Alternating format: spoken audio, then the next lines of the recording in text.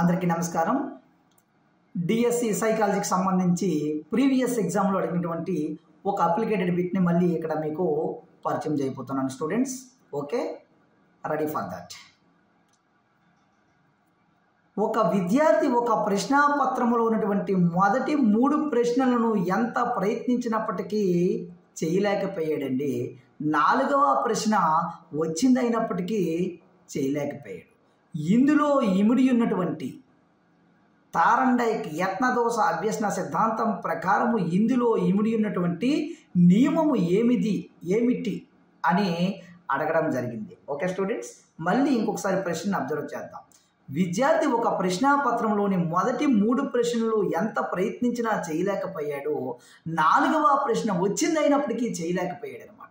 ఇందులో ఇమిడి ఉన్నటువంటి నియమం ఏమిటి? యత్నదోష, తారండైక్ యత్నదోష సిద్ధాంతం ప్రకారము ఇమిడి ఉన్నటువంటి నియమం. ఓకే, ఈ ప్రశ్నకి ఆన్సర్ చేసే ముందు ఒకసారి మనం తారండైక్ యత్నదోష అభ్యసన సిద్ధాంతం అనేది ఏం చెప్తున్నది అనేది మనము తెలుసుకుందాం. మనం అందరం కూడా యత్నదోష అభ్యసన సిద్ధాంతం అనేది తారండైక్ అనే సైంటిస్టు చెప్పడం జరిగింది.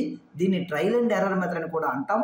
అంటే ముఖ్యంగా ఇందులో ఏంటంటే మనం నేర్చుకుంటాం, తప్పులు చేస్తూ ప్రయత్నాలు చేస్తూ తప్పులు చేస్తూ అభ్యసనం అనేది ఆ కృత్యము ఏదైతే మనం కృత్యాన్ని నేర్చుకోవాలనుకుంటామో అది ఎక్కువ ప్రయత్నాలు చేసి తద్వారా సఫలీకృతం చెందుతామని చెప్పేసి మనకి తారండైక్ అభ్యసన సిద్ధాంతం అనేది చెప్తుందనమాట. అంటే తప్పులు చేయకుండా ఆ కృత్యాన్ని నేర్చుకోవడం ఇంచుమించుగా అసాధ్యం అనేది మనకి ఈ సిద్ధాంతం అనేది మనకు చెప్పడం జరుగుతుంది. ఈ సిద్ధాంతం చెప్తూ 3 నియమాలను ఆయన చెప్పడం జరిగింది. అందులో మొదటిది సంసిద్ధత నియమము, అభ్యాస నియమము, ఫలిత నియమము.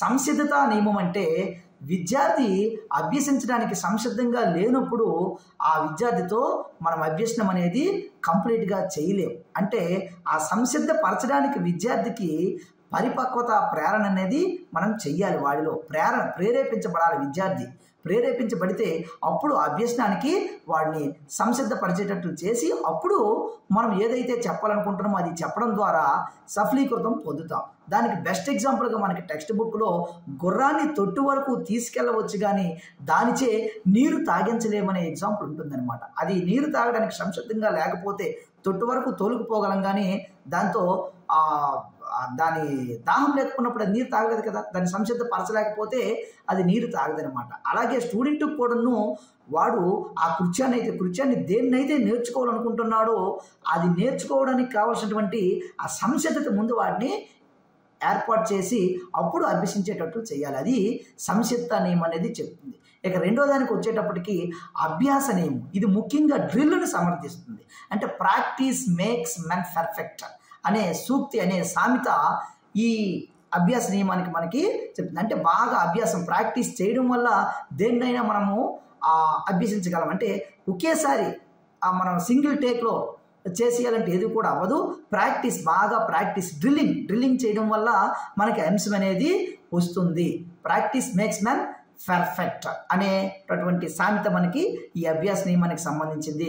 దానికి ఎగ్జాంపుల్గా తినగ వేము తిగినా ఉండు, సాధారణ పనులు సమకూరు ధరలోన, ఇలాంటివి అంటే ప్రాక్టీస్ చేయడం వల్ల మనకి అభ్యాసం అనేది చెంది సఫలీకృతం మనము అంశం నేర్చుకునేటట్లు చేస్తుంది అనేది మనకి అభ్యాస నియమం చెప్తుంది.